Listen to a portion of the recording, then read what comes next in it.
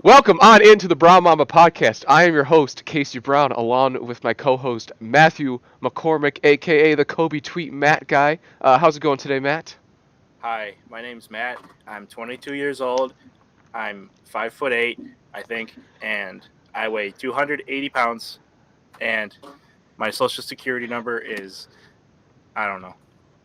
Hi. All right. So, as you can see here, this podcast is created by two white kids in Midwest America. So we're really delving into new territories, podcast-wise. We're I really hope taking you're freaking ready.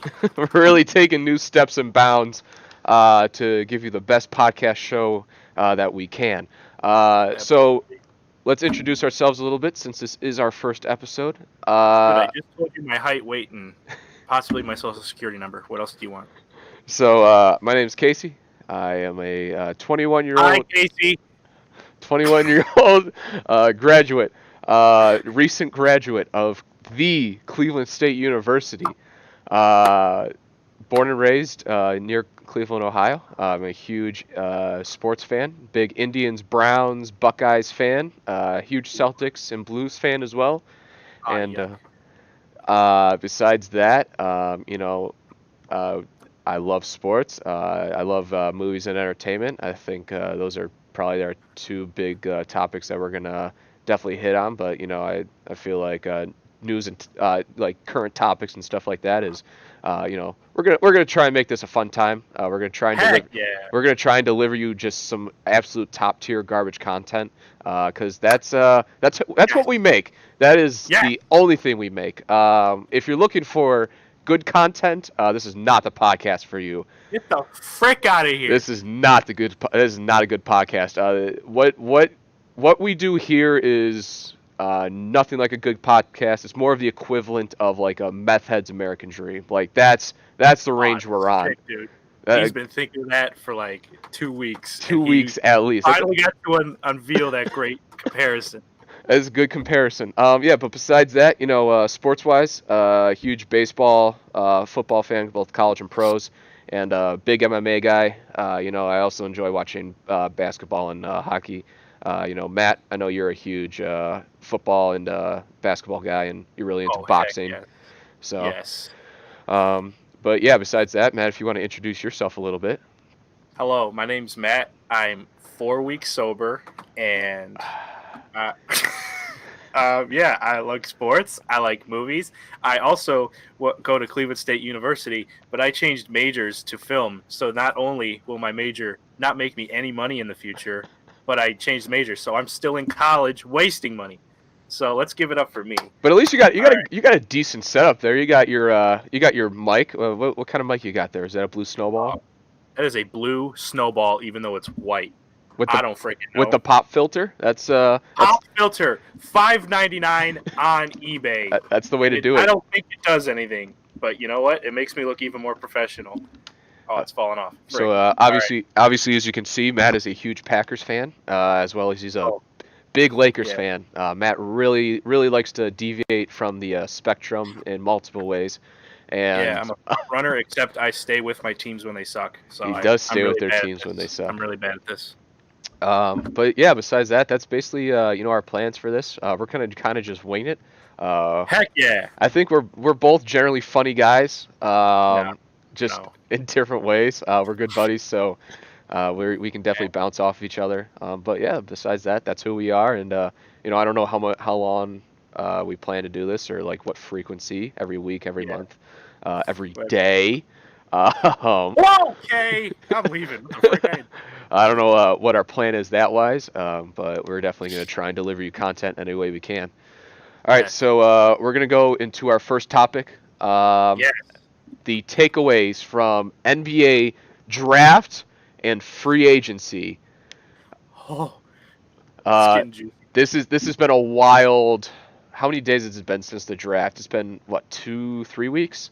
Something like that, but it's felt like freaking forever, dude. It's felt like forever due to free agency. Like when free agency officially opened to when Kawhi signed with the Clippers, that felt like a month, and it was like less than a week. Yeah, It's freaking ridiculous. honestly, like all those big signings happened like that day one, and man, it Hmm. felt like And then that there's felt just like that Kawhi too. Kawhi took forever, and it took like what 5 days, 6 days. Like Hmm. everybody wanted to know where Kawhi was going. I personally thought he was going to stay with the Raptors. He obviously pulled off that huge signing with the Clippers, and out of nowhere, Paul George signed with them as well, or was traded there Hmm. as well, and they gave up a whole lot for Paul George. I mean, And it's good for both teams, yeah, I really. mean, uh, as of last night, the Thunder traded Russell Westbrook to the to the Rockets, right? They just did. Yeah. They just swapped Chris Paul and Russell Westbrook and picks as And they well. got hecka picks. Yeah.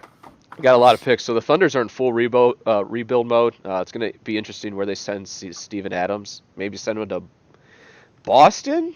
I think he'd be a good. Nah, get the freak out of here. They'll probably keep him. You think they'll keep Steven Adams? I mean, he is a young guy, but That is true. Yeah. if they're going full rebuild mode and trying to get as many picks as possible, I'm trying to I think of mean, what. what could they give for Steven Adams though? Could they get a first for him? I don't think they could. I think they could get a. I think they could get a unprotected first for a team that's obviously not going to be a lottery team, and probably like a protected top 15, two firsts. I I think don't they know. could. Steven Adams is good, dude. He's good. I like him. I just don't know how much you value sub tier big men in the NBA anymore. You know?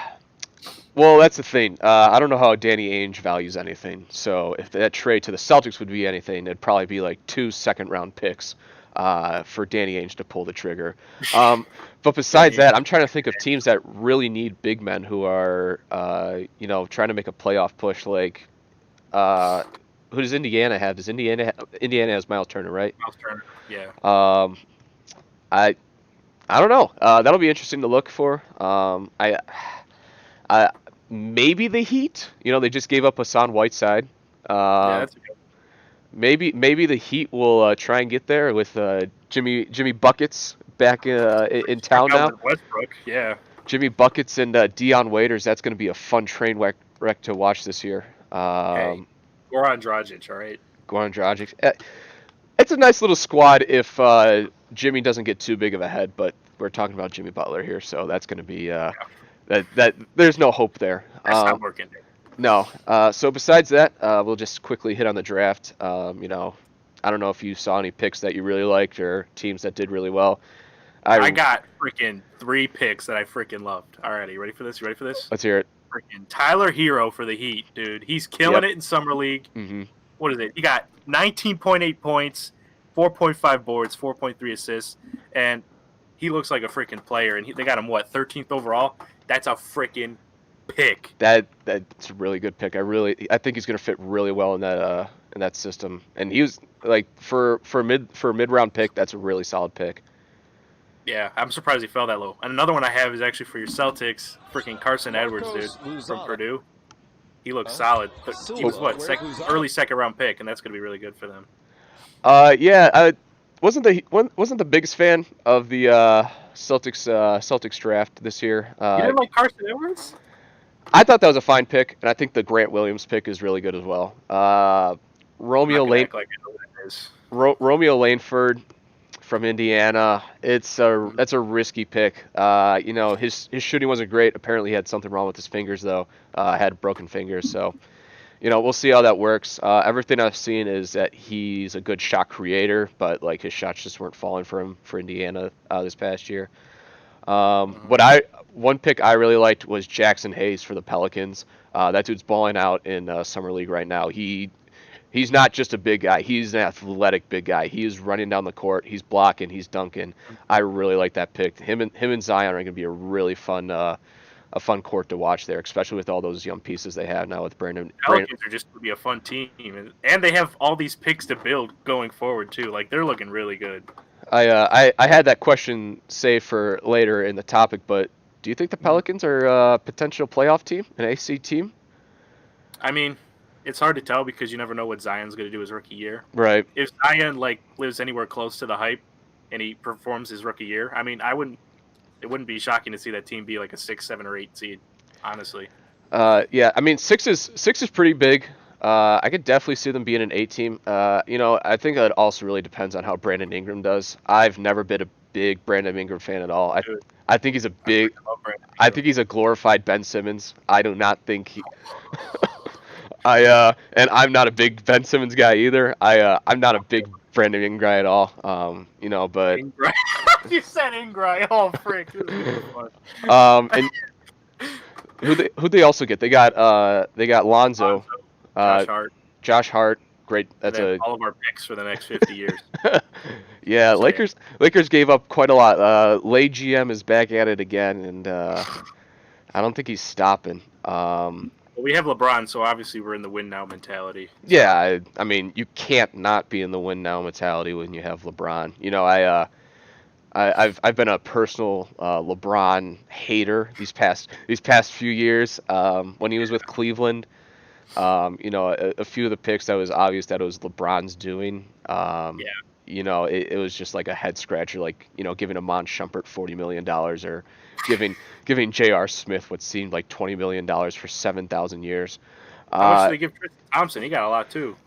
Okay, I'm going to be the guy who really liked that Tristan Thompson contract at the beginning. That did not work out at all. He got that Kardashian curse, and boy, he really went downhill quick. But at the time, it was expensive for him. It definitely was not the best contract the Cavs could have got. Mhm. But They needed a big man, so I understood the move. It's yeah, just exactly. we're giving Tristan Thompson that much money for a guy that averages like 10 points and 8 boards. 10 points and 8. Yeah, and then they traded what 3 first-round picks for Timothy Mozgov at that time, and it's just like, what are Yeah. the Cavs doing? And Yeah. at the time, Mozgov was a good player, but Hmm. that obviously just derailed really quickly too. After that 2015 season where he played actually really well, that Hmm. 2016 championship season they derailed quickly. But with the Lakers, it's obvious they have to be in win now mode. Especially Hmm. with them bringing in Anthony Davis as well. I think that pick and roll combo is going to be ridiculous. And I And love that they're putting LeBron at the one at because the I one, would love to see him at point guard because he's obviously one of the best passers in the NBA. So put him at the one. He's like a Ben Simmons, but way more dominant. Like he's right? got the height and he's got the passing ability like Ben Simmons has. He actually can shoot He threes can shoot. and he can drive to the hole better than anyone in the NBA. So it's like put LeBron at the one. That's going to be amazing, and that could possibly put Kuz in the starting rotation too more often.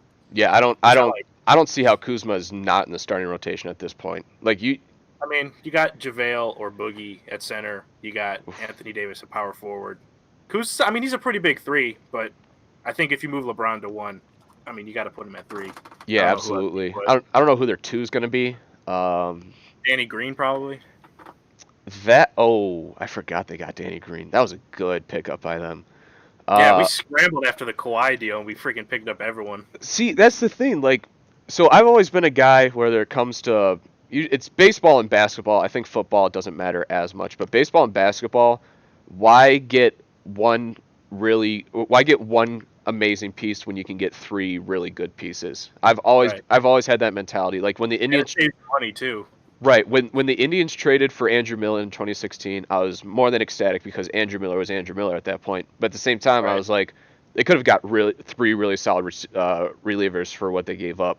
And Hmm. you saw it happen with Andrew Miller and what he did. But that game 6 and 7 when he came in, he was Hmm. tired and obviously he wasn't as effective. If you have And three, Brian if you have sucks. yeah, if you have three really good relievers there, you know Right. that it might be a different story. You might not get as far without Andrew Miller. We don't know, except I mean, the Indians basically made quick work of everybody that postseason. But the same Yeah. same applies for basketball.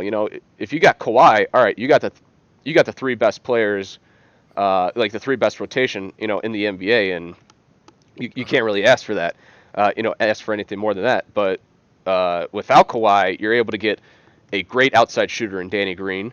You're able to Right. get Josh Hart, or not. I'm sorry, not Josh Hart. You Who got Rondo. Rondo, Boogie, like Hmm.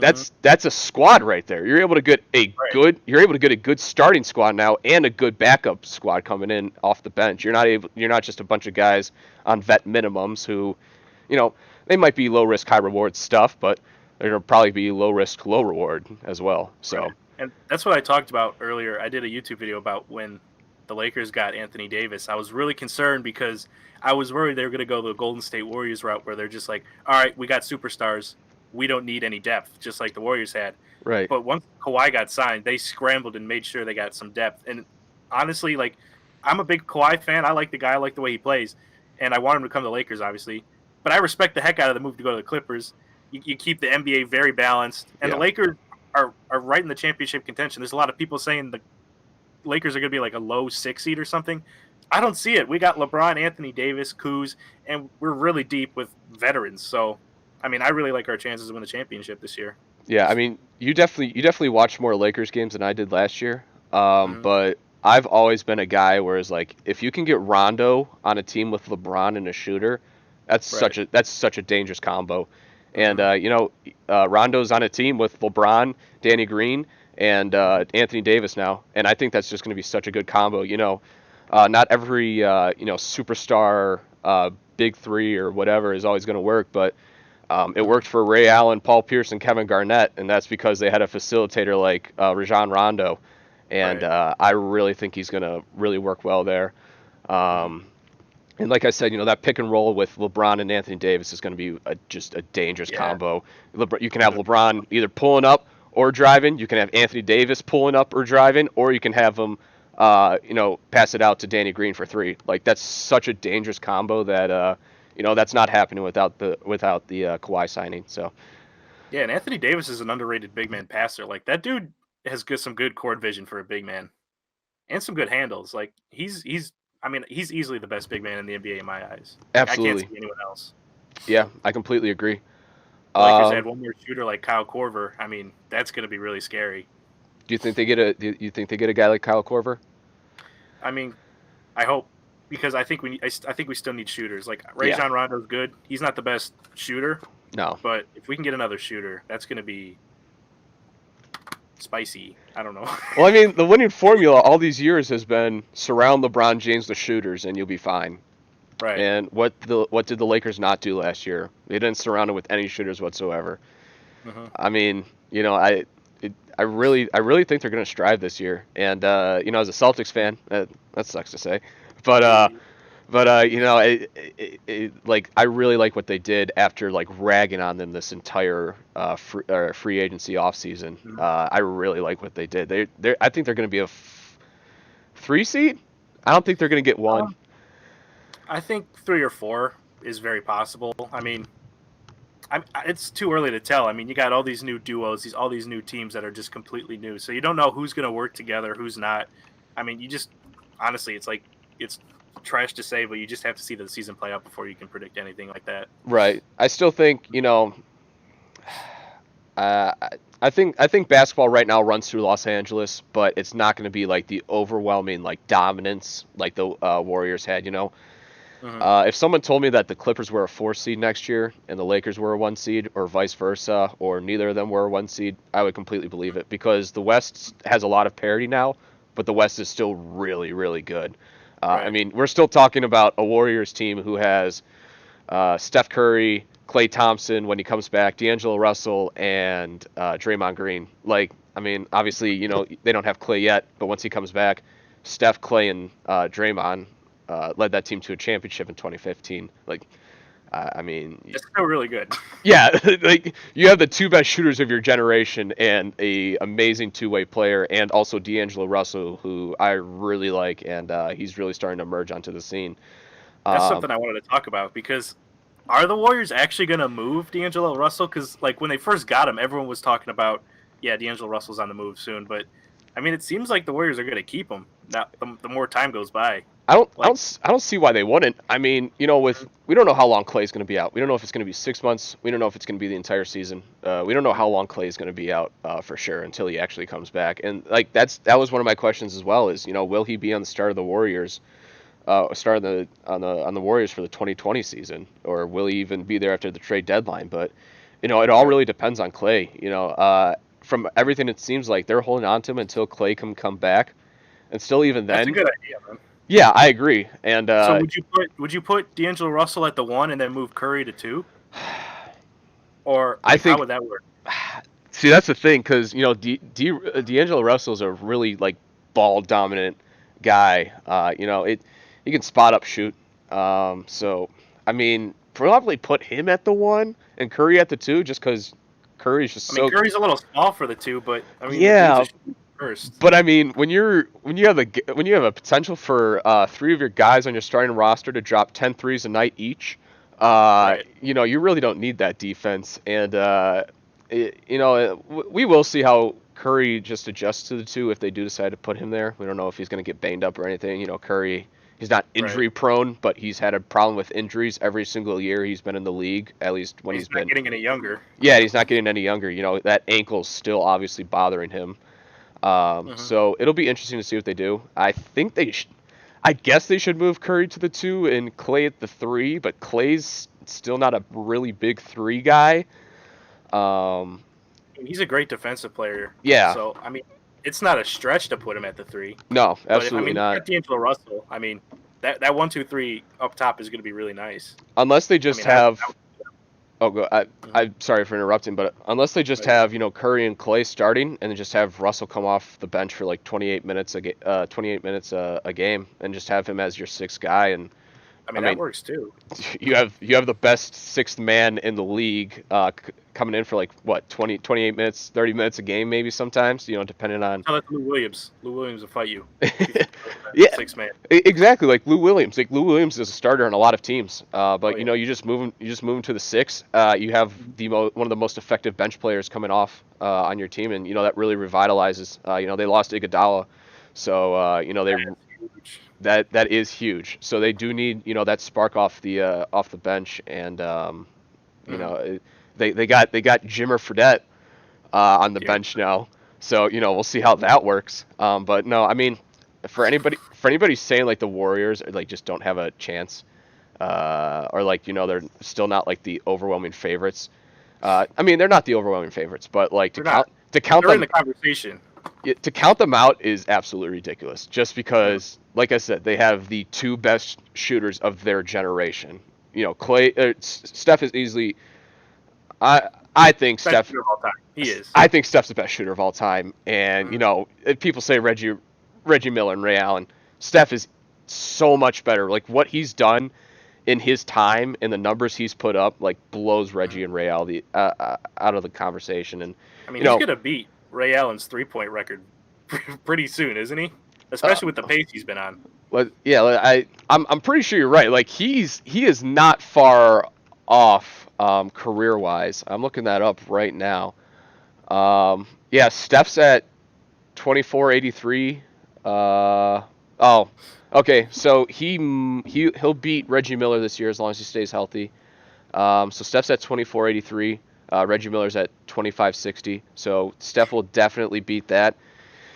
I don't think Steph's shooting 500 or getting 500 threes this season, but as long as we see 90% of the production that Steph Curry will put out that we've seen from his Hmm. past few seasons, which I don't think it's ridiculous to think at all. I think that's probably, on standard with what he will be putting out. Um, he might even put out more now that KD's gone.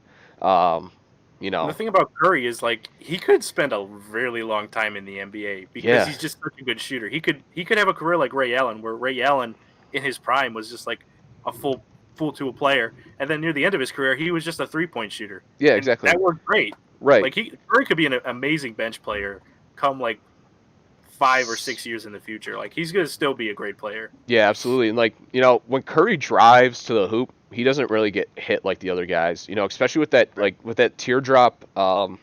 layup that he has. He really doesn't get banged up as much as the other guys. So that's really in his favor. Like I said, the only really big problem with him is his ankle. And it's obvious it's been a factor for him these past few years, especially in the finals and playoffs. Hmm. But no, Curry's going to crush that record. Curry, if Ray Allen has 29.73, Curry might like finish his career with like 3,500 threes, which is ridiculous.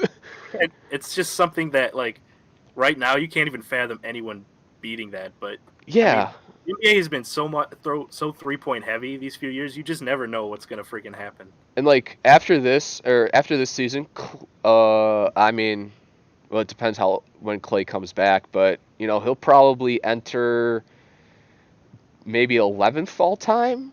So I mean, they're the two best shooters of their generation. Yeah, You can make a case for James Harden, um, whichever way you nah, want to do that. I won't. You I won't. won't. I That's think okay. guys like Corver and Mhm. Allen are obviously last generation. This generation is definitely Curry, Thompson. Mhm. Um, JR's like in the middle of there. Nah. Uh, I'm seeing Joe Johnson's on here. I saw Joe. ISO Joe, is he still sticking around? He's in the big three, isn't he? He's in that league. Said he played for the Rockets last year. Uh, Joe Johnson is, yeah, he plays for the Tri-State Triplets of the Big Three. Dear God, the Warriors of the big three. The Warriors of the Big Three, the Tri-State Triplets. No, yeah, I forgot that Joe Johnson was a person. Um, I freaking loved him when he was on the Hawks. right? And then was it a few years ago? He had like that magical postseason with was it the Jazz? Yeah, yeah. He Yeah, had that game winner against the Clippers. yeah, man, that was ISO Joe's a grace. But yeah, no. But back to like the West, and we've been talking about the Warriors for so long that Mhm. I I don't know. I think the West is wide open, but it's only open to like 5 or 6 teams. But that's 5 or 6 really good teams who can honestly beat anybody in the East in 5 or 6 games. I The mean, Go ahead. all right, yeah. Just a team that I think everyone's like not even talking about is the Blazers. Like they made Mm. a really good run last season, and they just added a big man in Hassan Whiteside. I mean, you can say whatever you want about Hassan Whiteside, but that dude's a great fit. And you got Nurkic coming back healthy next year. That's gonna be a squad. That's going to be a really good squad. I don't think they can add a guy on their bench to really give them that spark off the bench. It's obvious that all of their spark is with Dame Lillard I and mean, all CJ. their old bench players are gone. Like they had Rodney Hood, who was huge in that like 4 or Yeah. 5 overtime game.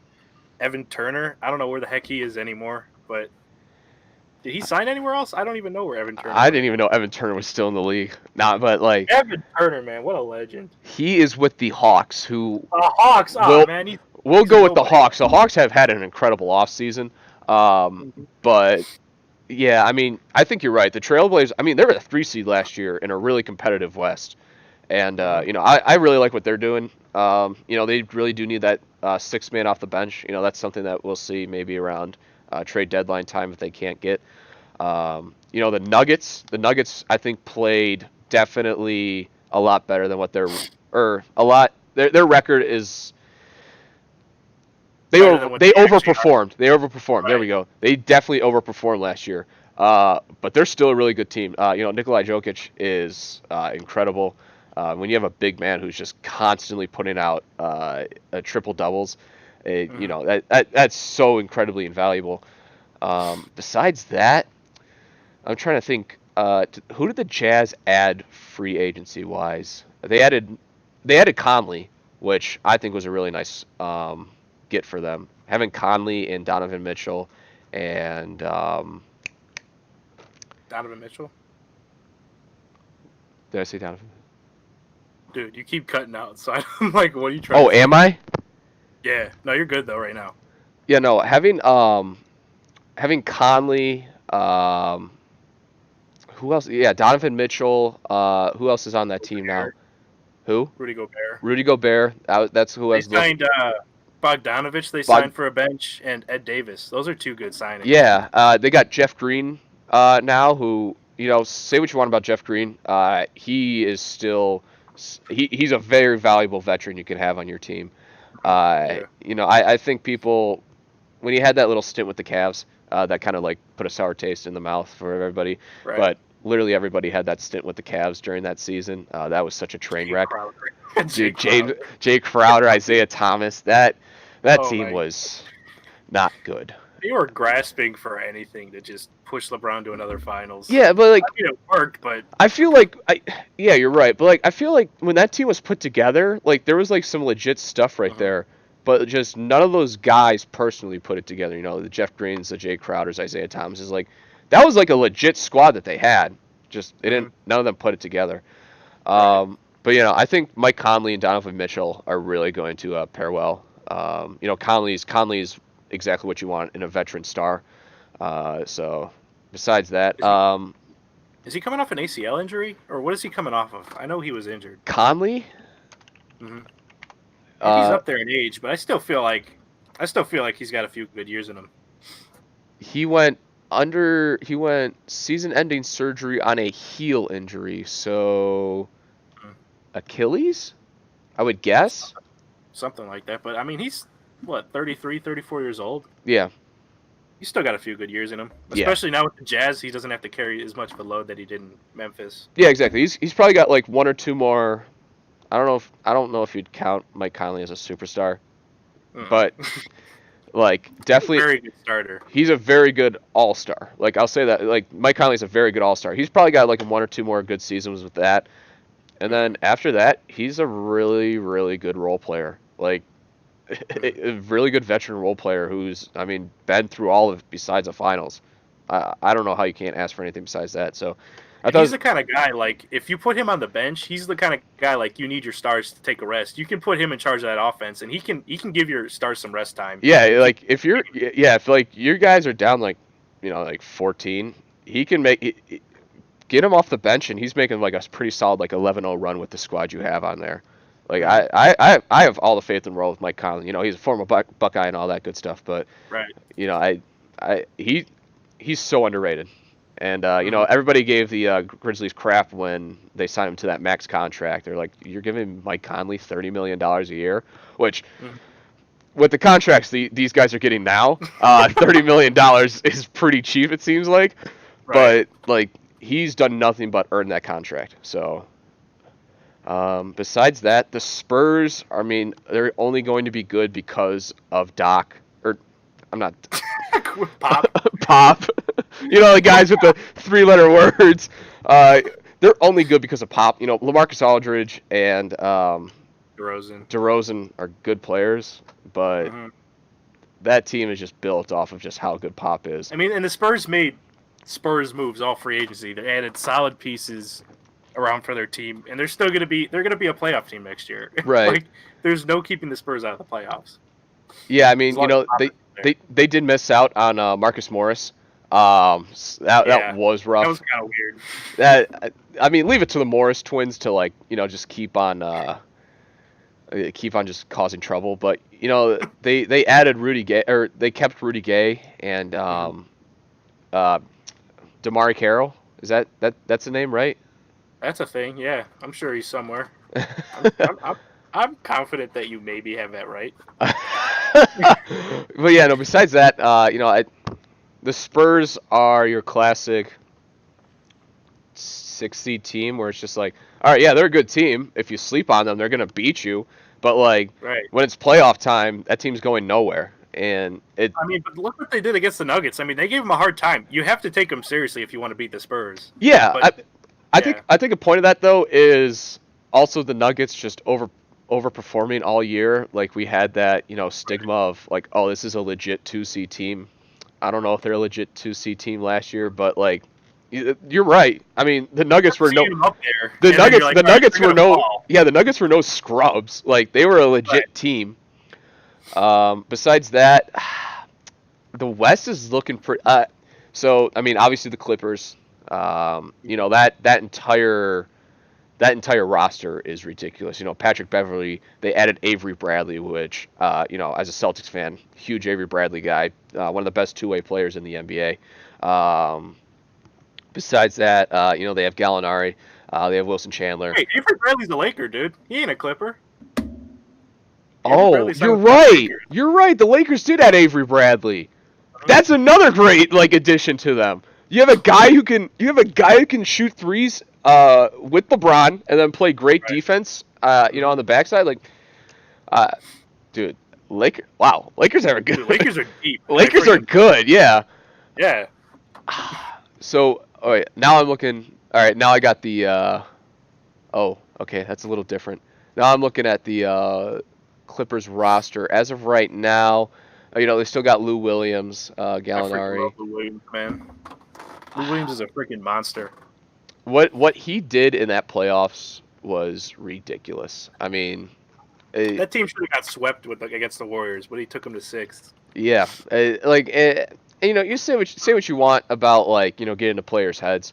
how much it affects them or whatever, and like what kind of move it is. But like, it's effective. Like people just with Lance and LeBron, like it's obviously if you get under these guys' skins enough, Mm-hmm. you're gonna do something.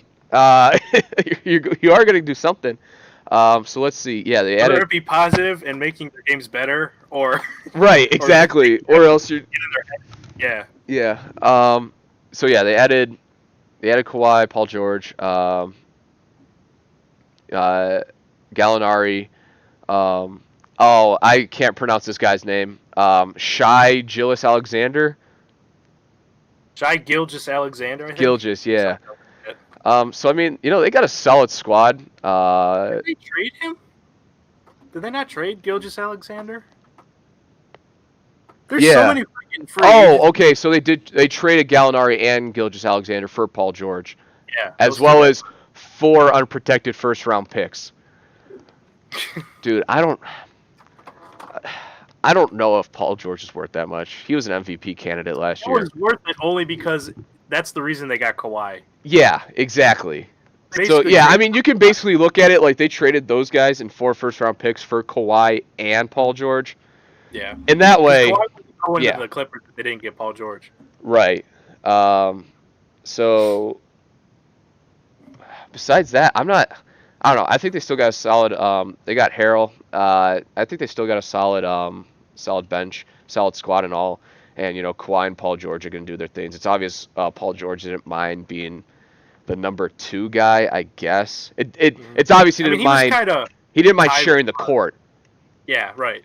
He didn't mind sharing the court with another superstar, and that's huge when it comes to a superstar. When it comes to James Harden and Russell Westbrook, you know That's gonna be. that's going to be something.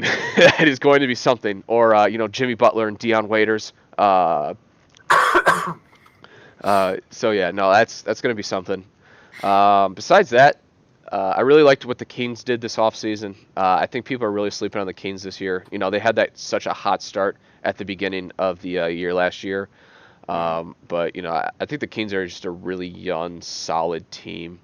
Yeah, I really like De'Aaron Fox. I think he's gonna be really good. I agree. I think he's a little raw still, but I Yeah. mean, most of those guys are. Buddy Hield. Everybody, trashed on the owner for really liking Buddy Hield, and I mean, he's he's a not. good scorer. He averaged like 20 points last year. Yeah, I mean, he's not the next Steph Curry like the owner thought. At least I don't think he is. But like he is a really consistent, guard for you, and I really like what he's doing. I really like the Kings are doing. For once in the For franchise. once, they're no longer the Suns, or at least what the Suns are doing, because man, the Suns are bad. Like Suns are weird, man. It's like you got Devin Booker, DeAndre Ayton's really promising, and you're still winning less than 20 games a year. right, That's a weird team. and like they added Ricky Rubio, which that'll be a nice veteran presence for those guys. Make them learn some things. But like, I don't I mean, that's know. not going to make you into a playoff team. Yeah, it's but- also going to really hurt your chances at tanking. Yeah, because I mean, you're in the West, so you're automatically like, kinda. You're going to be a lottery team, but Yeah, but like I don't know, like I get it, but at the same time, it's just weird, especially with the new tanking. Well, with the new tanking rules in the NBA, it doesn't hurt as much. Which I hate the new tanking rules. I mean, we can discuss that later, but like, why? Why do you hate it? you don't like Tell me now. every single league, every single team in every league, rebuilding has always been about losing. The Astros were one of the worst teams ever for multiple years. That's because they were rebuilding. They had to get guys like Altuve, Bregman, Correa, Springer. Like, they don't get those guys without losing. Right. And now they are potentially one of the best teams in the past 30 years. The Astros are incredible. Yeah, the Astros are freaking. They're too good. They're ticking me off, man. All right, let's go to the Cleveland Browns. Oh God. The Cleveland Browns, without losing, without going 0-16, even though I think the 0-16 wasn't completely on purpose. I didn't think they're going to do that bad, but Hugh Jackson decided to mess some things up there. But going 1-31 led them to Myles Garrett, Joe Schobert, Jannard Avery, Baker Mayfield, Denzel Ward. List goes on and on. Nick Chubb. Mhm. You don't get that without losing. So, And they sure freaking lost.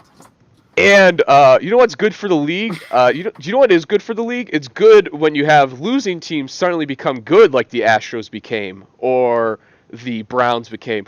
Look at the Indians. The Indians sucked from like 2009 to 2012. Without that, without like those years, they don't get Carlos Santana, Jason Kipnis, Corey Kluber, Carlos Carrasco, Cody Allen. They don't get Michael Brantley. They don't get all of those guys without Lindor. Lindor. Uh, Yeah. what year was Lindor drafted? Yeah. Lindor was So 2011, I think. is he really? Yeah. Okay, that does sound right. Yeah, but you don't get those guys without losing and losing on purpose. You don't sign Shelley Duncan and Johnny Damon as your outfield to win. Johnny Damon was an Indian. Holy cow. You don't have Jack Hanahan as your starting third baseman to win. You lose to become good. Herm Edwards always says you play to win the game. You lose to get good. So, am I wrong though? I mean, I think the NBA is like NBA and NFL are more like you could get really good in one off season instead because MLB is different because you could like build up your farm system for a very long time, but like with the NBA, I mean, you have one good off season, you're automatically a playoff team. Or a championship contender. Look at the Clippers. Yeah, but like some teams, if they have a good offseason, they're not a championship contender. Like if the Cavs sign Kawhi Leonard, I don't think. I mean, with Kevin Love, that'd be a nice combo. But like, I don't know if they're. With KD being out next year, so like the Nets only have Kyrie next year. Yeah, that's true. I forget. Well, Cavs aren't the best suggestion because the East is so bad still. Right. They're about to be really good, especially with all the young talent, but they're still bad. Yeah. But like that whole tanking thing just like completely ruined a team like the Cavs. That was really banking on a top 3 pick and deserved a top 3 pick for how bad that team was. And you pair Colin Sexton with a guy like R.J. Barrett or something like that, and suddenly that's a really nice young squad that's suddenly about to emerge. Instead, they get Darius Garland, who not a fan of whatsoever. And I don't know how well that's going to work with Sexton. They said they want to move Sexton to their to be their kind of weird 6th man, which I don't. I mean, I get it, but like when you're the Cavs, Colin Sexton is not your 6th man. Colin Sexton should never be your 6th man. I really like Colin Sexton. Colin Sexton is one of my favorite players from that draft. But like that's what I'm saying though is all that losing like should reward with something in future time. And the Pelicans lost a lot, but they also had Anthony Davis, and they somehow fell right into Zion Williams. Like, that's why I really don't like the tanking rules. I think Adam Silver's looking at it like he wants to keep every team competitive at all times, which I can kind of understand, but it's like there's nothing you can do to make every single team competitive. Yeah, you think? And I guess it makes the lottery interesting, but it's like yeah. I kind of get your point. I mean, you kind of want to see a team rebuild and slowly put together a nice team. Like the Sixers. Kind of like what the Warriors did. I mean, the Warriors, yeah. Perfect example. They got Draymond Green. They drafted Klay Thompson. They had Curry with Monte Ellis forever in those early years. And then they slowly built a great team. I mean, even before Kevin Durant was a Warrior, that was a great team, obviously. Yeah, literally the best team of all time. They did that whole rebuilding thing. Like, right. And they added just small pieces like Iguodala, frickin' Sean Livingston, people like that, and they slowly made a frickin' 73-9? Yeah, 73-9. Best shooter. You have the best shooters of all time. You had a bench veteran piece. You had just saying. You get Draymond, and what does every single championship hopeful team do once they have all of their pieces? They sign a good free agent that fills that last piece to complete a championship. That's what they did with Kevin Durant. Obviously everybody hated it, but that's more That's more on KD than the Warriors. The Warriors did exactly Right. what their plan was, and It's like you're gonna say no to KD joining your team. right, exactly. Yeah, Nah, we don't want to get everyone mad. Just go to the Wizards or something. you can have KD or Joe Ingles. Like, Oh, well, I mean, well, you put it that way, oh, but we ain't- man. but that's why I don't like the tanking. But we can move past that. Besides that, I don't know if there's any other team. Oh, the Hawks. The Hawks had an incredible offseason. Mhm. They got Hunter Culver, or that's the name, right? I'm not making that up. I don't know anything about the Hawks. Dude. They got DeAndre Trae Young. Hunter. DeAndre Yeah. Hunter. Jarrett Culver's a different person. I added both of those guys. DeAndre Hunter and Cam Reddish in the draft, which That's a solid 2 picks. yeah, and you're already adding that on what's his name? Trey. Why can't I think Trae Young. Trey Young. Thank you, Trey. Dear God, I'm getting off this podcast. I'm not a big Hawks fan, if you can't tell, but I don't think Hawks fans are big Hawks fans. uh, yeah, Trey Young, and then they have one other piece that I really John Collins. I really like John Collins. I think John Collins is going to be a really good piece from here now, and so I think those 4 guys. As long as they can put somewhat of a bench around them, that's a really solid team. I don't know if they're a playoff For the team. East, yeah. I don't know if they're a playoff team this season. I mean, they're super young. It depends on how they all perform together. But yeah, that's another. It's another Pelicans like situation of how well these guys fit together. But if you told me like the Pelicans were a 7th or 6th seed in the East this year, I'd be like, okay. Or I'm sorry, if you told me the Hawks, were a 7th or 6th seed this year, I'd be like, okay, I could see that. That means Trey Young would have to definitely step it up. He had a great rookie season. But he definitely have to take it to the next level. John Collins would definitely have to be a big contributor to that team, and Culver and Cam Reddish would definitely have to produce right away out of the gate. But I could see all of that happening right away. Like that's not crazy to me. So. another team I wanted to talk about was the freaking Mavericks. They got Doncic and Kristaps Porzingis. Right. That's another great Yeah, duo. we kind of forget about that. Yeah. Don't forget about the 4 and white boys, all right? The 4 and white boys, and then they just picked up somebody from free agency. No, like, am I going crazy? I don't follow whatever Mark Cuban does. It's probably not the worst thing in the world. Mavericks. Who the frick else do they have? Oh, did they add Iguodala and Sean Livingston? Oh, they got Iguodala. I thought he went to the Grizzlies. I thought Iguodala went to the Grizzlies as well. Yeah. Oh, they got Iguodala's They got Boban Marjanovic. Oh, they got that dude. That guy. Do you know who Boban Marjanovic is? Kuna Matata, dude. He was the really big white, like Neanderthal-looking guy on the Sixers. Oh, okay. Yeah, you know exactly what I'm talking about. I got you. Yeah, and I mean they got Dwight Powell and JJ Barea on the bench. JJ Barea, championship contender automatically. And they got Seth Curry, which Okay. Seth Curry's a solid He's a bench player. I mean, he's not a starter, but he's a solid little shooter. Yeah, I mean he did great for the Blazers. So I mean, that's a solid gift for them. I'm not scoffing at that whatsoever. That's obviously the joke of Seth Curry, Steph Curry, but Right. that's solid. And yeah, I really like what the Mavericks did, kind of build around Kristaps and white kid that's literally putting up the same numbers as LeBron. Hold on, let me think of it. Oh my God.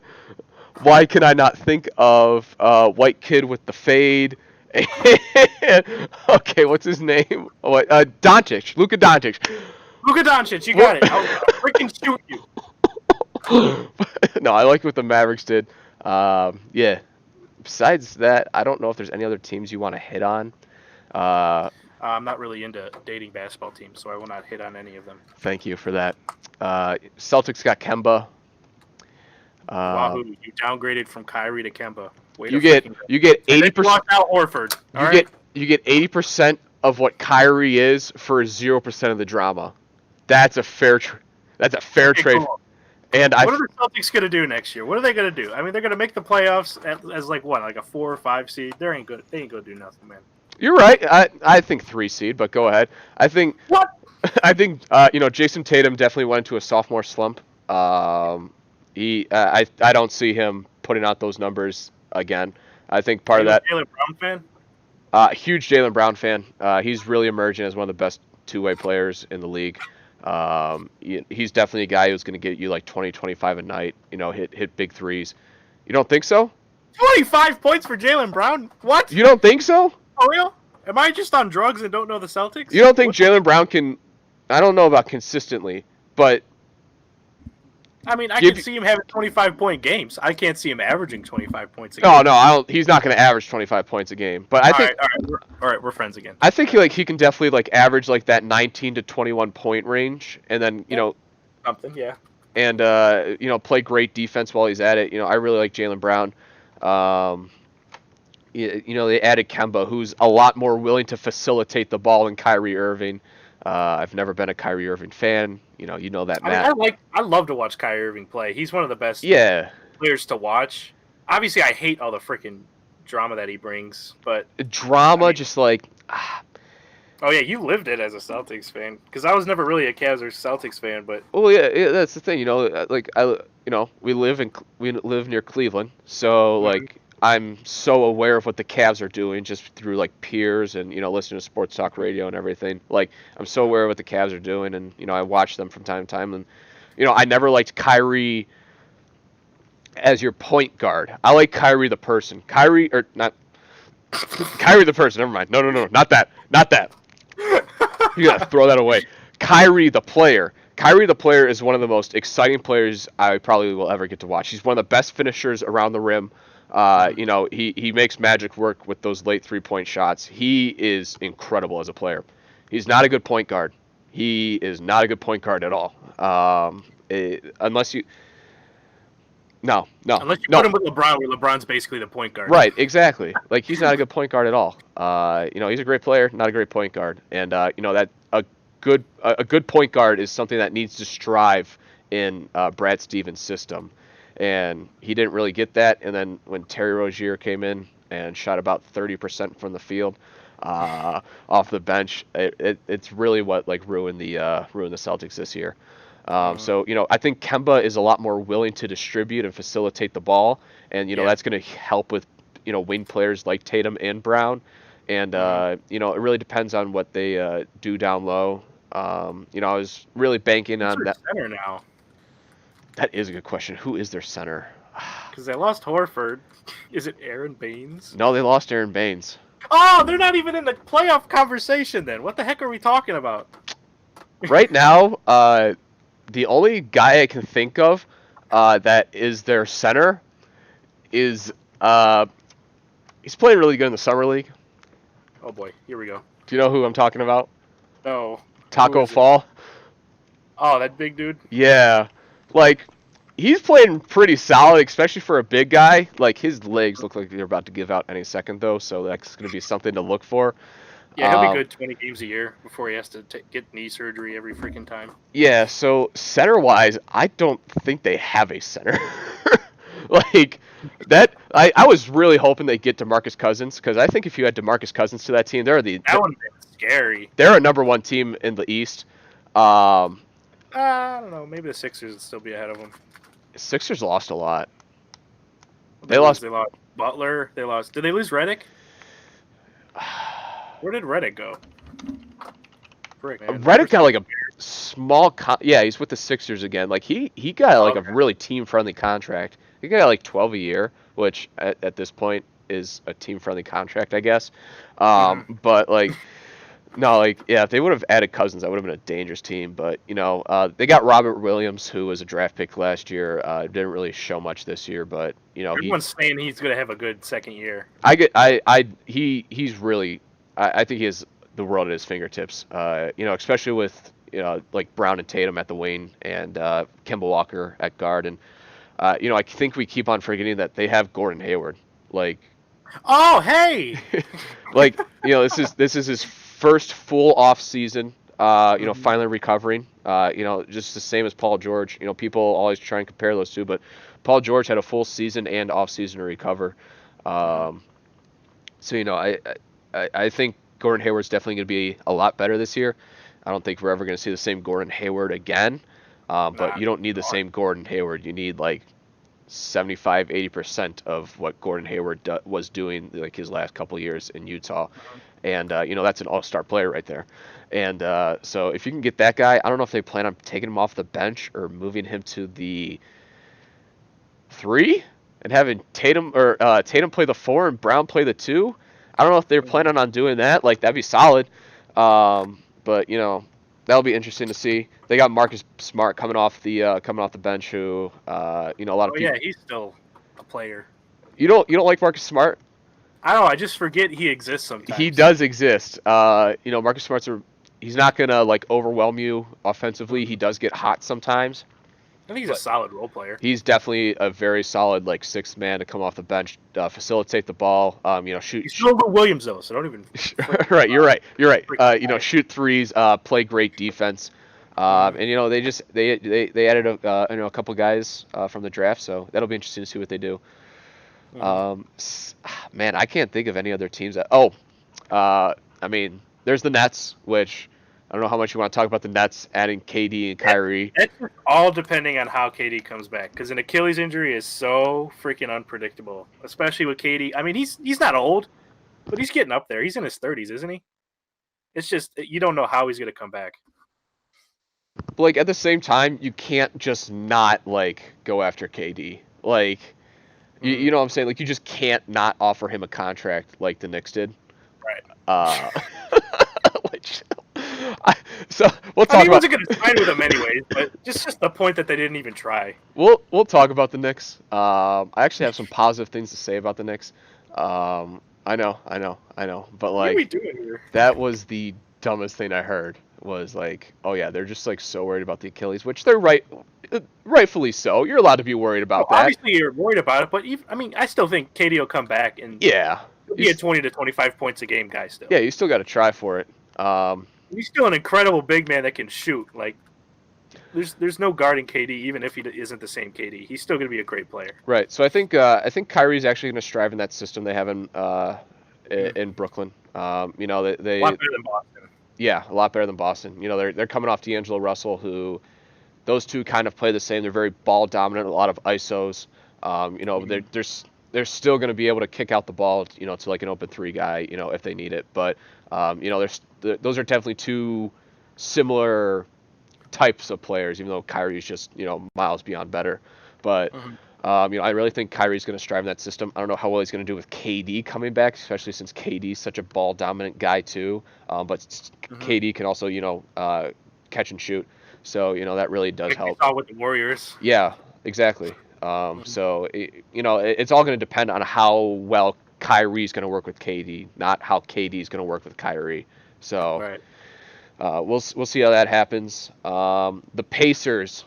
I really liked what the Pacers did, adding why can't I think of his name now? Who they add from Milwaukee? Brogdon. Yep, thank you. Yeah, I really like. That's another team. That's another team where it's like, how's Oladipo going to come back after that injury? Right, exactly. And they got 3 guards now, so it'll be interesting. But Oladipo is an incredible player. Who's their other guard? Is it Aaron Holiday? That's a name, I think. I don't follow the East very much. Like, I know about the Cavs because I'm here in freaking Cleveland, but I don't know anyone else. Yeah, no. So Brogdon and Brogdon. I'm trying to look and see who they got. They got Jeremy Lamb, they got Doug McDermott, my guy, Doug McDermott. I got Sabonis. He's pretty good. Yeah, Sabonis. As we said, Miles Turner, who he's all right. He's solid. He has the potential to be a star, but like he's just never put it all together. Yeah. Dude, I'm so freaking sweaty. Like, let's be real right now. I am too. Sticking to this freaking wooden thing I'm sitting on. All right, I'm good. I'm good. right. Continue to your intelligent point before I interrupted it with my butt sweat. But I really like what they're doing here. They got T.J. McConnell as well. Oh So yeah. that's a really solid squad that they have there. I think there's always a team in the East every single year that always plays way and beyond, and their record's just so much better what they are. There's the Hawks a few years ago. Oh my God, they were a 1 seed. They were a 1 seed, and the Bucks were a 1 seed last year, which I think the Bucks were the best team in the East. Not every year. The Raptors the year before that, when they got just completely destroyed by LeBron in the playoffs. Yeah. But no, I think the Bucks were the best team in the NBA last year. Or not in the NBA, but in the East. The best team doesn't always win. You see that. I mean, they have the best record in the NBA. Yeah, exactly. And I think their play and their players backed it up. But just the best team doesn't always win. We see that the 2008 finals, the best team won the finals. The 2010 finals, the best team didn't win the finals. So, where are you going, Matt? Matt? Man, what? But there's usually always that team in the East that always exceeds expectations and always plays way better than what they should, and I think the Pacers are going to be that this year. If you told me the Pacers are the number 1 seed in the East, I'm going to be like, okay, well, they played way above and beyond what they should have, but I'm not going to be surprised. The East always... I would still be surprised if the Pacers were a 1 seed. The East always has that team, though. Like, the East is just still not good enough to not have that team. I mean, Indiana's not deep enough to be a 1 seed. I mean, Philly's probably going to be the 1 seed if I'm... For right now, I would probably put Philly at the number 1 seed next year. All right, so let's go back and see all the East number 1 teams besides the Bucks this past year. The Raptors, which they played way past their expectations and then got swept. Raptors are always a good regular season team. They got swept in the playoffs, I think, right? Yeah, I think so. Second round, maybe? The year before that, Isaiah Thomas carried them to the number 1 seed. That was one of the most magical seasons I've ever watched. That was so much fun as a Celtics fan. But, they weren't a number 1 seed team. The year before that, the Cleveland Cavaliers. Okay, whatever. LeBron. The Raptors were a game behind them, though. Wow, that East sucked that year. The number 3 seed was 9 games back. Oh, my God. Wow. What? The Heat, the Hawks, the Celtics, the Hornets, the Pacers, and the Pistons. Jeez, that year sucked for the East. Dang. Wow, that's really bad. And then the year before that, the Hawks, when they got swept in the playoffs. So that's hilarious, man. That's the year Atlanta fans were like, we're gonna make every single person on this team an all-star. Yeah. You made Kyle Korver an all-star. What the heck is wrong with you? Yeah, so like I said, there's always that East team that does it. I think the Pacers can be that team this year. It wouldn't surprise me too much. It would still be surprising, like you said, but I definitely like it. One other team I want to focus on really quickly is the Pistons adding Derrick Rose. Oh yeah, that's a thing. Oh my God. Drummond, Griffin, and Rose, man. Dude, Griffin and Rose is going to be a really solid combo. Now the Pistons only have to focus on getting 13 other players who can play basketball. I mean, Andre Drummond's solid. Yeah, Drummond's solid. But man, the Pistons suck. The Pistons are horrible. They made the playoffs last year, didn't they? Yeah, Blake Griffin literally on one leg dragged them into the playoffs. If I was a GM of the Pistons, don't they have Reggie Jackson? Who? Is he on the Pistons? Reggie Jackson? That is a good question. Mr. Google. Oh, nope. That Reggie Jackson is a baseball player. Hold on. Mr. October. Yeah, Reggie Jackson is... This man. Yep, he's on the Pistons, which, he's all right. Reggie Jackson's solid. Yeah, but, they got nobody on their bench. Let's look at the Pistons roster here, and I'm going to just start spouting off some names. You ready for this? They got that Croatian dude that they got from the Lakers that I loved. Let's see. Zvi Mahoyawaga, whatever his name is. Yeah, yes. Okay, I don't even know if I want to try it. Svatoslav Mikhulekik. I'm sure I pronounced it exactly correctly. That's offensive to All my right. culture. Let's see. Let's just start rattling off some Piston players. Jordan Bone, Bruce Brown, Jose Calderon, uh, He's still in the league. Holy cow! Tim Frazier, Langston Galloway, Luke Kennard, Thon Maker, Markeith Morris, Zaza Pachulia, Tony Snell, and Kyrie Thomas. That's a really bad supporting cast around Blake Griffin, Andre Drummond, and Derrick Rose. But The like, only team I kind of liked was Bruce Brown. I think he can be solid. yeah, But okay. everyone else, I'm like, all right, you guys already suck. Especially Jose Calderon. How's that guy like still Why? like how's he I still was shocked walking? he was still in the league when he was on the Cavs that one year. Yeah, I'm like, yeah, how is he alive? yeah. That's interesting. Oh, by the way, in the draft, I really want to cover the Blazers got Nasser Little, who I really liked. Cavs got Dylan Windler and Kevin Porter Jr., who were also really solid pickups late in the round, and Spurs got Keldon Johnson, who was also a really solid pickup. So yeah, I think these past three drafts in the NBA they're not going to be looked at like the 2003 draft. They're going to probably be like a Right. tier below that. But I think these past three drafts in the NBA have been just chock full of talent from pick They're like deep.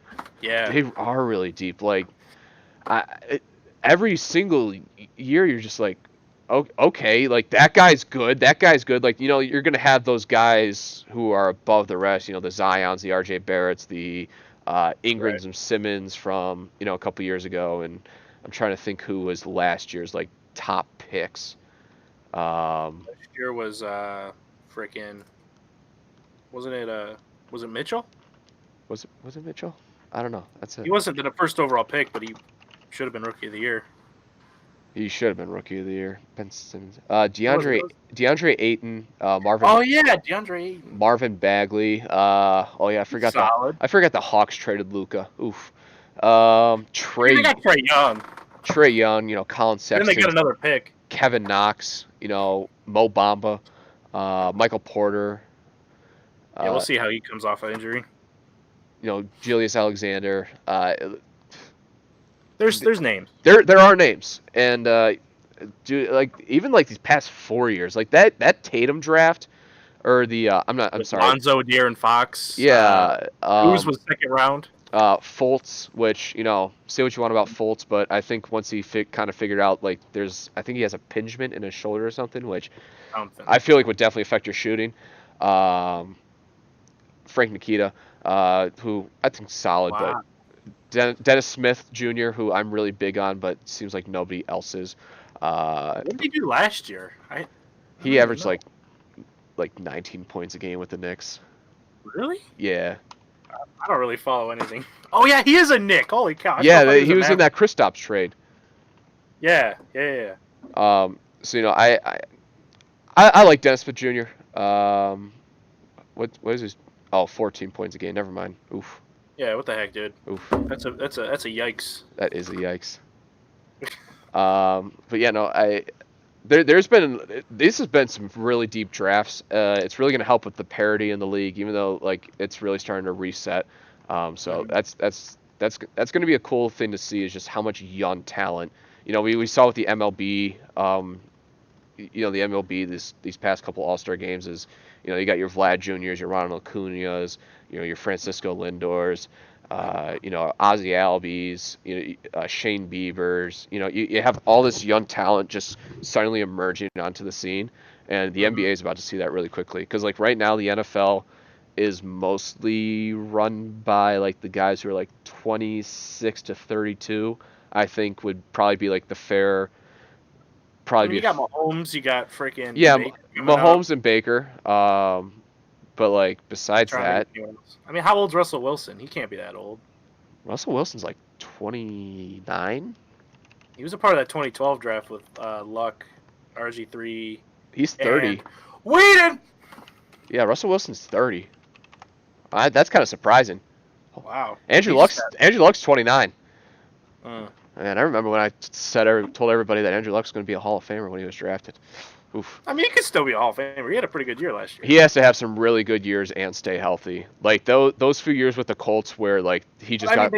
they got a healthy offensive line now, which is Yeah, really yeah, exactly. But like those few years with the Colts where he just was like abused every single snap really set him back. But I think Angelo could still be a Hall of Famer. He's been really good. Mhm. But besides that, like what I was getting at was like just like the young scene in the NBA is about to be awesome because like you have like the superstars right now who are kind of like starting to fade out. Like LeBron's getting old. He's still going to be around, but he's old. Right. So it's going to be really fun to watch, especially with guys like Giannis.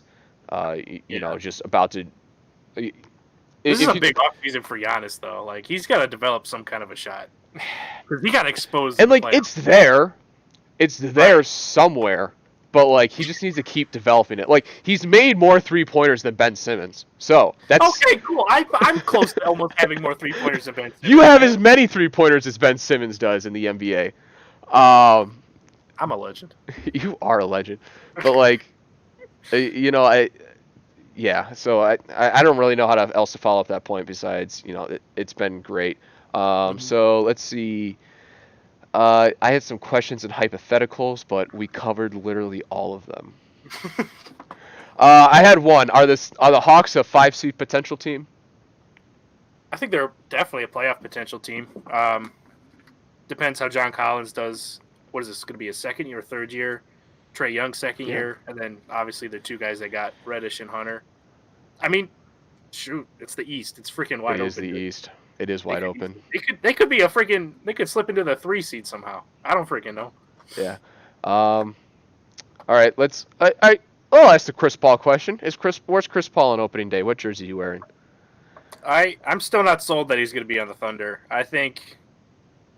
I mean, I had a prediction he was going to Clippers, but I don't know. I just don't know if Chris Paul will take so much less money. I don't know. I guess the Heat's an option. I was about to say Miami is an option. The hmm I'm trying to Timberwolves. think of I'm trying to think of like borderline playoff teams that have a lot of money. Timberwolves, right? Oh well, no, they gave Andrew Wiggins like $5 billion to just sit in a corner. Um, Chris Paul of the Knicks would be hilarious. Chris Paul with the Knicks would be hilarious. Oh, I want that to happen now. Oh, what I really want to touch on really quickly with the Knicks is they're obviously tanking and tanking really bad, and part of that is their fault, and part of that is just them being so bad at like being a front office that they have no reason but to tank. But they're really starting to surround their young Knicks guys with a bunch of like veterans who like have been there before and everything, and really starting to get into that mentorship role, which I think in the first couple years of a rebuild is really good. So I will say that I really like what the Knicks are doing like with that. The But Knicks are right where the Lakers were before LeBron got here because yeah, the Lakers would always strike out with big free agents, but then they would always get nice young talent. So they're pretty much where the Lakers were like 3 or 4 years ago. and I'm sure that's encouraging. I hmm think with LeBron, he was so dead set on going to Los Angeles, just with like all the movies and everything. I know if you're going to get the same thing when it comes to New York, but at the same time, it's also New York City, so that's not too hard of a plea. hmm So no, I really like the Knicks are doing with their young players. They're like, all right, if we don't get Kyrie and Kevin Durant, we're just going to keep on tanking and surround our guys with young veterans. So there's some definite deserved hate with the Right. Knicks, but there's Bobby Portis. yeah. But like there is some praise that they or not. I don't know about praise, but there's some good things that's coming out of I them. mean, I really like Julius Randle. I just don't think he should be your best player on the Oh team. no, yeah, hmm that's true. I forgot they got Julius I Randle. guess Taj Gibson. He's kind of a legend. So, Easy there. All right. all right, moving on. All right. So but yeah, just quickly on Chris Paul, I think he's either on the Heat or the Timberwolves. I don't know if he's there opening day, but hmm he's definitely there by trade deadline. I can't see the Thunder keeping him. Okay. All right. So we'll quickly just go over the MLB really quickly. Just hmm quickly, standings wise, in the American League, we got the Twins, Yankees, and Astros. Yankees are playing great baseball. They're full of young guys, and they still don't have Judge or Stanton. I And think they're Judge is back now. yeah, they are good and bad. But the Ray, they have a huge. the Rays, the Sox, and the Yankees have like a huge like round robin kind of this at the start of this All Star break or at the end of the All Mhm. Star break. Um, they're all playing each other within like a couple of weeks, so that's gonna be really cool to see. Excuse me, how that division plays out.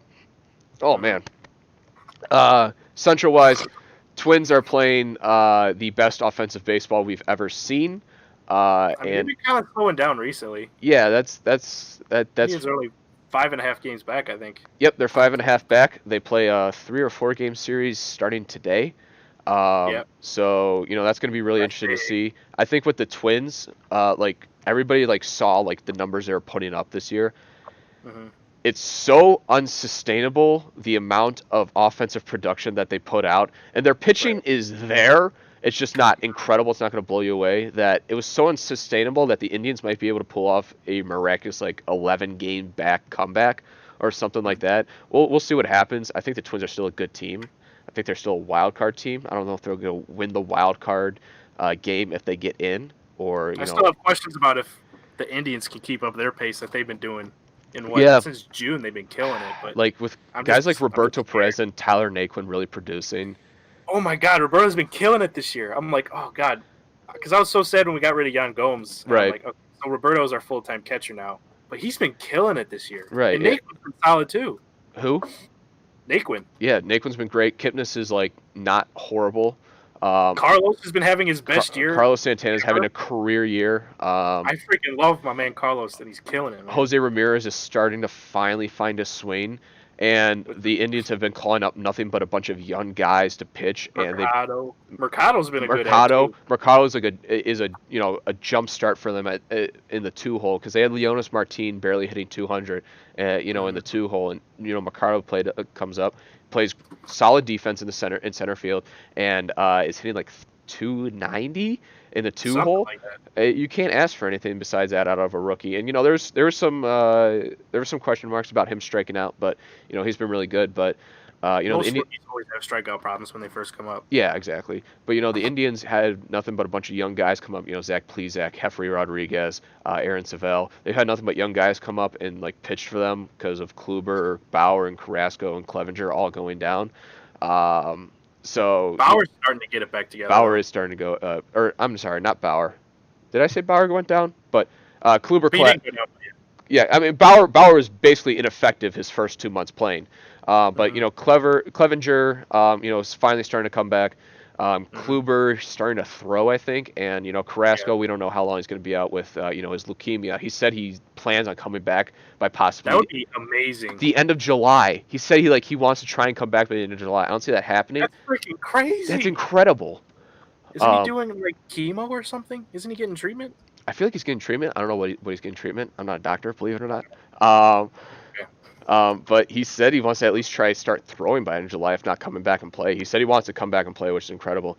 But they're starting to get those pieces. It looked like the Indians were going to be sellers at the deadline. They might be buyers now. I don't know who they're going to go and get because their best two trade partners I thought were going to be the Pirates and the Reds, and the Pirates and Reds are playing really solid baseball. They're right in the hunt for the playoffs.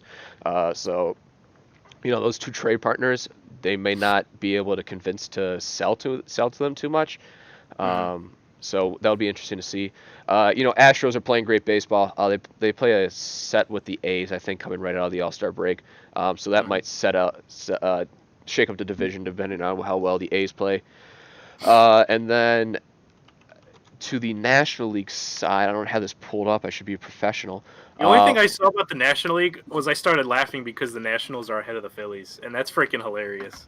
Yeah, Bryce Harper is playing god awful baseball, and it's so Yeah. funny to watch because I've always been a Bryce Harper hater. I think the guy's I like mean, I liked him when he was younger, but it's like recent years, it's like, okay, you're hitting 30, 40 home runs a year, but you're batting, what, 220, 230? yeah, exactly. Like Jason Kipnis and Bryce Harper have the same amount of WAR, and Bryce Harper's been in the league longer than Jason Kipnis, I'm pretty sure. So And Bryce Harper's getting paid bank for the next 10 years. Bryce Harper is getting paid $30 million for the next 10 years. And he's going to be old by the end of that contract. Ridiculous. This kind of reminds me of the Pujols contract that the Angels signed. Perfect example. Perfect example. Um, So yeah, Braves are playing great baseball right now. They're 6 back from the Nationals, who are playing a lot better than what some people would think. Hmm. Um, I mean, the pitching is so good with Washington. yeah, like it's so your starting pitching carries your team, and you know it's obvious throughout all of baseball. The Mets are a dumpster fire, which is fun to watch. Really hope Mickey Callaway gets fired here soon and comes back to the Indians as a pitching coach. Um, the entire NL Central, the last place team, the Reds, is 4.5 games back from first. It's ridiculous. They're playing. Everybody's playing such good, or I don't know, good baseball. Everybody's playing really like They're solid. average, solid baseball. Hmm. Um, Brewers have Yelich and everything, and Lorenzo Cain. Hmm. So we'll be seeing how that works out. I think everybody in the Central is probably buyers besides the Pirates and Reds, maybe depending. These next 2 weeks are going to be really indicative of what the Pirates and Reds do, because they're either going to be a farm system for the rest of the league this year, or they're going to be buying somebody. Hmm. And then besides that, the Dodgers are literally blowing away the entire NL West. They're 13.5 games from They're second. looking prime to losing the World Series again. They are for a third year in a row. They're the Uh, Bills of the MLB, dude. yeah, no. So besides that, just touch up on the All-Star game really quickly. It was awesome. Everybody said Cleveland probably has ran the best one in a while. Yeah, that was really cool to see. Yeah, and Bieber getting the All-Star MVP, which I don't know if I wanted to see him get the All-Star MVP or Michael Brantley get the All-Star MVP. I really wanted to see It's like, both. who are you going to give it to? It's either Gallo, who hit 1 home run, Right. Brantley, who drove in that run in like the second or He third drove in inning. 2 runs, I think, right? Or just I think one? he only drove in one. I think I you think he might be only drove right. in Bregman. And Okay, I then, think you're right. then Yeah. you had Bieber, who struck out the side, and he was the home guy. So Right. And you're really definitely fun. not going to give it to Aroldis Chapman, who has all that controversial past with him. But, like, out of those 3 guys, like, it would have been cool to see Bieber or Brantley win. Like, I still It can't was just. safe to give it to Bieber, but I mean, Yeah. I really didn't care who It won. kind of feels like a cop out to give it to Bieber. Hmm. If they would have given it to Brantley, I would have been probably just as happy because it was just so Yeah, cool to see him back there and it's Dr. Smooth. literally putting a double in the left center field gap going the other way. I've seen that thousands, not thousands. I've seen it dozens of times, Matt. I've seen it dozens of times. Him do that, but no, that was really cool to see. The home run derby was ridiculous with Vlad Guerrero Jr. and Jock Peterson.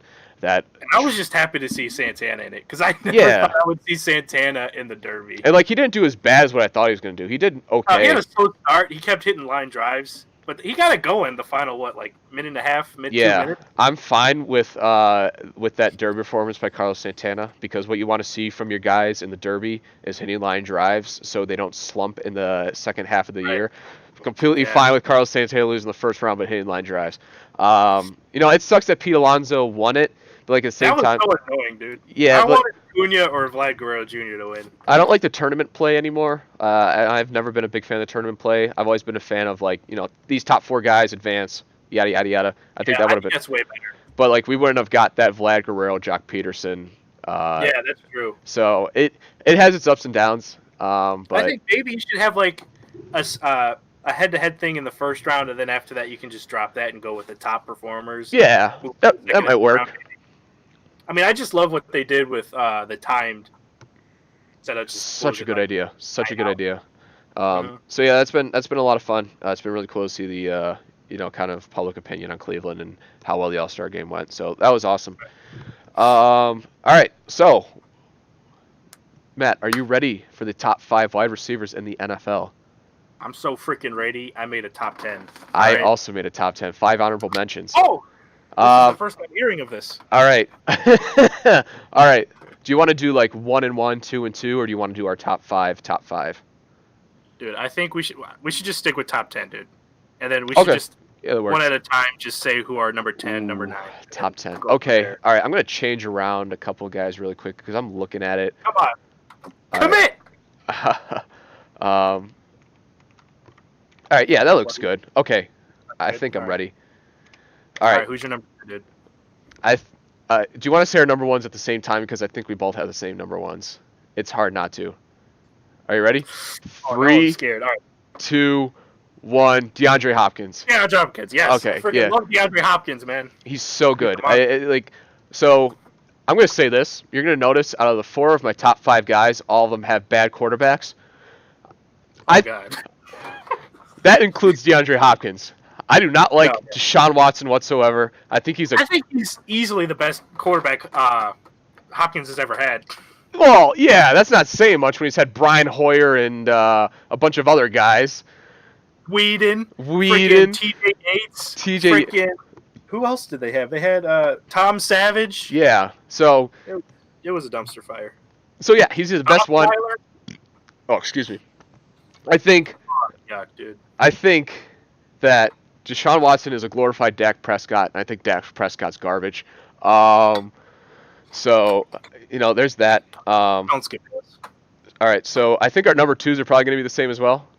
All right, 3, 2, 1. Julio Jones. All right, there you Yeah. go. Right.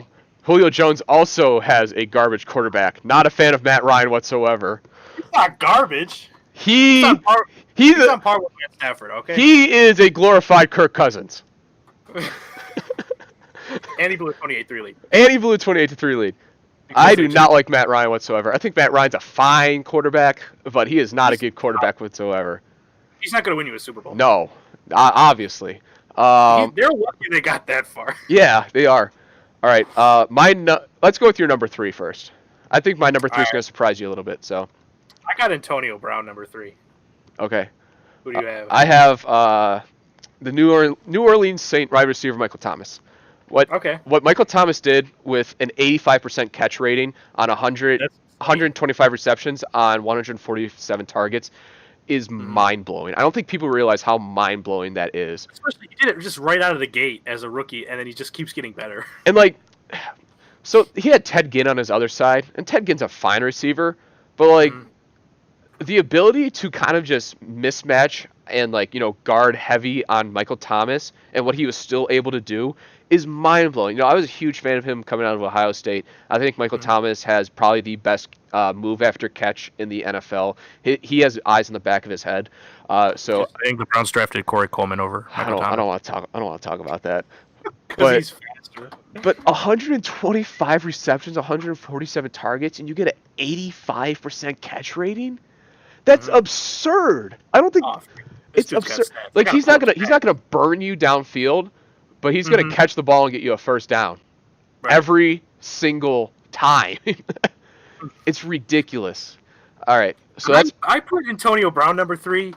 I mean, the dude's freaking the Kyrie Irving of the NFL. Okay, I guess you could say it like that, but that's a good comp. He's just so good. That's he's a good so comp. Good. Yeah, the dude's putting up 1,600 yards like it's nothing. I can't help but put him in the top 5, and I put him number 3. I mean, if you go talent-wise, you could argue he's number 1, but I have him as my number 9. What? But I feel like there's 12 top 5 wide receivers in the NFL. It's just wide receiver. There's so many good wide receivers. That's why I had to make a top 10 because top 5. I feel like I'm leaving out some elite receivers. Right. All right. Number 4. All right. Oh, you're not gonna agree with mine. All right. 3, 2. Wait, are we doing it at the one. same time? Yes, man. That's why I'm counting down. Okay. All right. I don't know why. 3, 2, 1. Odell Beckham Jr. Davante Adams. Davante Adams, the Packers wide receiver. Yes. I really like him. Game. That's who. The guy who has amazing chemistry with Aaron Rodgers. That guy. I freaking love my man Davante Adams, and I had to put him in the top 5. Who'd you say? You said Odell? Mm-hmm. That's not crazy. I mean, Odell has, out of all these guys, Odell's had the worst quarterback. And I mean, he finally got Sterling Shepard this last year, but besides that, he had zero offensive production around him the years before that. And I wasn't an Odell hater, but I wasn't his biggest fan. That obviously changed this past offseason. But the Browns. But me just putting that in perspective, him having Eli Manning as his quarterback and what he's been able to do has been incredible.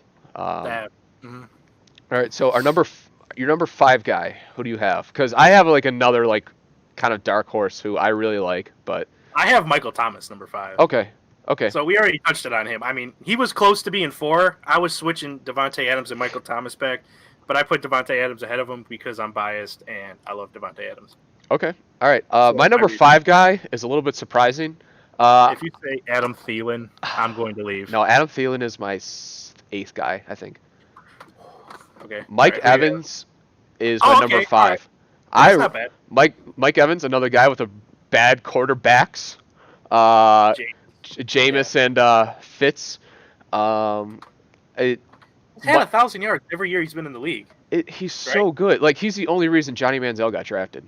Like Yeah, I see that too. Yeah. he's ridiculous. Last year he had 1,500 yards, 8 touchdowns. He had 1,500 yards. Yeah, he had 1,500 yards with Jameis Winston and Ryan Fitzpatrick throwing at him. Oh my God, Mike Evans, you mad? On 86 yards receptions, so so about 17 yards per reception. You can't ask for anything. He can burn you. He can get you on slant routes. He can get you on out routes. He can get you on sideline routes. Mike Evans is a complete package. I think he's so underrated. I think he is so underrated. That 2014 draft class had Devontae Adams, had Odell Beckham Jr., had Mike Evans, and freaking so many more other receivers, and Jarvis Landry. And Jarvis. That's a freaking stack. And ridiculous. Brandon Cooks. Brandon Cooks, yeah. It's freaking it's crazy. There's so many good wide receivers in the NFL now. All right, while you talk about your number 5 guy, I'm going to look at the wide receiver draft in 2014. Well, I had Michael Thomas, so. I mean, a number 6 guy. I'm sorry. All right, so my number 6 was Odell. Okay. Yeah. Odell, he doesn't have blonde hair anymore. Oh, that's the NBA draft. And his initials are OBJ, which stands for. Okay, Oh so we're going Sammy Watkins, who. Oh yeah, he was the highest picked one. He's been fine. He hasn't been the number 4 pick, but he's been fine, especially with the Chiefs. Kelvin Benjamin was another one too from that. Kelvin Benjamin, Brandon Cooks, Marquise Lee, who's been fine. Right. Hey, Allen Robinson too. Allen Robinson, Stacked. Dante Moncrief, John Brown, Martavius Bryant, who is. Is he even in the league still? I don't know if he's like on like drug protocol or something. I don't know. Because I could have swore he was like smoking blunts or something. No, he got like suspended or something. It doesn't look like he's a free agent, which I don't know if he should be a free agent. I think he's okay. He's solid. I think it's just the off-field problems. He's like a solid 4 guy. Yeah, that's a really solid draft class of wide receivers. That entire like 2014 draft was ridiculous. But all right, my number 6 guy I have is Devontae Adams. So I can't hate on it. I mean, there's so many good wide receivers. Yeah. Number 7, who do you have? I have Mike Evans. Okay. I have Who do you AJ have? Green. I think Okay. AJ Green, he's been injured, but he is. And Andy Dalton. He has Andy Dalton throwing to him, who, whatever. So bad, and Jeff Driscoll. Don't forget. And he still has a freaking job. Like Andy's still the starter for next year, right? I think so. I don't even know what the Bengals. They could have do. drafted Dwayne Haskins, but they chose to draft a lineman. So they're sticking with Dalton. they're sticking with Andy Dalton. Oh my God. Hey, I'm fine with it. That just means easier time for the Browns. Easier, yeah, you're right. That Bengals team's a joke. They have Joe Mixon. He's a really nice piece, and Tyler Boyd and AJ Green's a really solid receiving core. Is Eifert still a thing? I don't know. He's The way he broke his leg last year, like I don't know if he's ever going to be the same Tyler Eifert. I mean, he's always been hurt. He's been like Yeah. a really good tight end, but he's always hurt. Like he's like a Zach Ertz level tight end, but he's just never been able to stay healthy. Yeah. Yeah. So Cincinnati's gonna be bad next year. That defense is bad too. All right. So AJ Green, yeah, he's been hurt, but whenever he's in the game, he is so dominating. Yeah. Mhm. All right. Your number 8 guy. My number 8's AJ Green. So. Okay. My number 8 guy is Adam Thielen. I mean, I thought about putting him on, but I had 2 guys that I put ahead of him. okay. I'm interested to see. Adam Thielen kind of had like a really bad end of the year. Yeah, he did.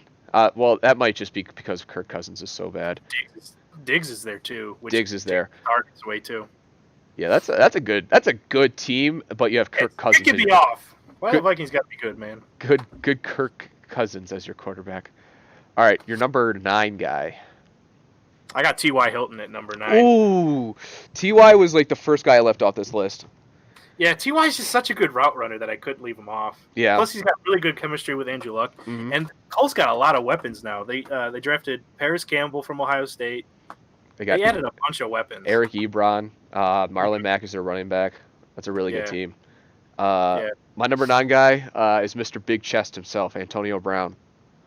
You have it at 9. I Okay. think I think So so. you put a lot of weight into just him being a bad teammate. Him being on the I think him being on the other side of Juju these past couple years has really helped him out. And also, Mhm. like, Roethlisberger is really getting old, but he's still able to hit you. He's still able to hit you on the slant routes, and Antonio Brown on slant routes is ridiculous.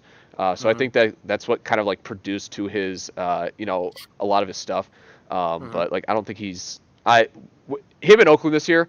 If you tell me he doesn't reach 1,200 yards, I'd be like, okay, that doesn't. I just Oakland doesn't seem like a good fit. I don't think he can get along with John Oakland's Gruden. such a I bad don't think fit. he's gonna be cool with Derek Carr. Like Yeah, I think I Derek Carr gets a bad rap. He's not amazing, but man, like that's going to be a rough. He's going to give him the worst rap with Antonio Brown as wide receiver now. Antonio Brown to the Raiders reminds me of Randy Moss when he joined the Raiders. Like I just don't think it's gonna be a good Ooh, fit. yeah, yeah. And then your number 10 guy, I got Juju Smith-Schuster at number Juju. 10. Yeah, Juju's another guy. He's probably my number like This is a big year for him to see how he does without Antonio Brown. Antonio Brown. Yeah, and I mean the Steelers don't really have like too many weapons besides that. Like their tight ends, like Vance McDonald. No, get out of here. He's literally their only weapon they have. Like James Conner's. They're sticking with James. Yeah, they're sticking with James James Conner's Conner. fine. Like he had a really bad half after it turned out that Le'Veon Bell wasn't coming back. He's So like, oh, frick, so I'm doing this the whole time? right, exactly. But yeah, no. So my number 10 guy is Keenan Allen. He was close. He was another guy. Keenan Allen is another like really underrated wide receiver just because And he's getting healthy now. Like he's staying healthy yeah. now, which is really good. It's just And like Philip Rivers is obviously really good. he's stuck out in like San Diego / Los Angeles, where there's zero fan base whatsoever, and that's why he doesn't get the love that he deserves. And like Right. Philip Rivers is like the only guy who really gets the love that he deserves out there because he's Philip Mhm. Rivers. He's a legend. Like people don't talk about the Chargers enough with like Bosa and Melvin Ingram. Casey Hayward is an incredible cornerback there. Wow. And I miss Casey Hayward. Like They got Hunter Henry coming back at tight end. Hunter Henry, Melvin Gordon, which that's going to But be you interesting don't to see. know. That's going to be interesting to see how that plays out. Mhm. Running backs are so good, but like they want to get paid, and Because they know they're injury prone. They it's want to so get that risky money. to pay a running back. There's no happy medium in the NFL right now for running backs. You're either going to give a stupid contract like the Jets gave to Le'Veon Bell and commit to him long term, or you pay a guy high for a couple of years. Like there's no happy medium. Because you understand both sides. You understand you don't want to pay a running back so much because like they get roughed up so much. Right. But you can also understand running backs because it's like they don't know how long their NFL career is going to last. They don't know how long they're going to be doing this. And like sometimes it's not even like they don't stay healthy. It's just that they're not effective anymore. Like Mhm. you remember the big year that DeMarco Murray had with the Cowboys? Yeah, Where's DeMarco Murray now? yeah. Is he with the Bills? He's retired. He's retired. Yeah. He retired. And he's not that old, right? Like I'm not going crazy. He was a rookie in 2011. Yeah, he's 31. He should still be Yeah. playing right now. Like Adrian Peterson's still kicking it. Yeah, but Peterson's like, a freak of nature. But like, Mm. guys like LaShawn McCoy, He was an 09 rookie, and he's like people are already calling him like a geezer. who, LaShawn McCoy? Yeah. Yeah, like McCoy is a good running back. Like he at least used to be. I don't know what the Bills are doing at running back because they have I don't know LaShawn what McCoy. the Bills and are Frank doing in Gore. general. They have Frank Gore and LaShawn McCoy. They have Josh Allen as their quarterback. Yeah, So that that's was a big first question mark. They're so bad the Packers defense shut out the Bills. That's how bad they are. That's rough. That's really rough. But no, like running backs are just so volatile because like I think I said that word right. We're just probably not. Vital. I don't know. Running backs are so important. They are important, but at the same time, like they're so risky and inconsistent. Because like Mhm. Zeke's had like good years consistently, but he hasn't been like the game changer that he was his rookie Like you season. still need to have you need to have a solid quarterback and a good Oh, running. Zeke had 1,400 yards. He led the league in rushing. What am I saying? Yeah, Holy cow! like he's been carrying that team. He only had 6 touchdowns though, which I mean I can get when Dak Prescott can't get you past the other team's 40-yard line. Yeah, Um, everyone knows freaking Zeke's getting the ball. They're not yeah, scared of Dak throwing it. maybe that's why Zeke just hasn't been so effective. But like Uh-huh. he's obviously been great. So Zeke, I would argue Zeke's the best running back in the NFL, ahead of Gurley and Le'Veon Bell. see, Gurley fell off. Le'Veon Bell had so many weapons around him that like that's rough, dude. Zeke might be the best running back. Zeke's the best running back in the game, He might be. Like Melvin Gordon's up there. I think and David Johnson's not even a thing anymore, is he? another Like I guy, get, David Johnson had like 2 really good years and he can't stay healthy and every time he's on the field, he's not. he's with the Cardinals. Yeah, he's with the Cardinals. Like the Cardinals were bad. They shouldn't have been as bad as what they were though. Uh-huh. Because I mean, I think Josh Rosen is just going to be a solid quarterback. They have Is he on Miami now? what's that? He's on Miami now, right? Yeah, he's on Miami, so he's with Devontae Parker, and I think that's it. That team really sucks. Who's their running back? Kenyon Drake. He's solid. I think he might be. Um, but yeah, I was just saying, and then the Cardinals had that wide receiver. Um, I Michael can't. Floyd, No, John Brown, J.J. Nelson. If you can't think of Larry Fitzgerald's name, I'm gonna punch you. no.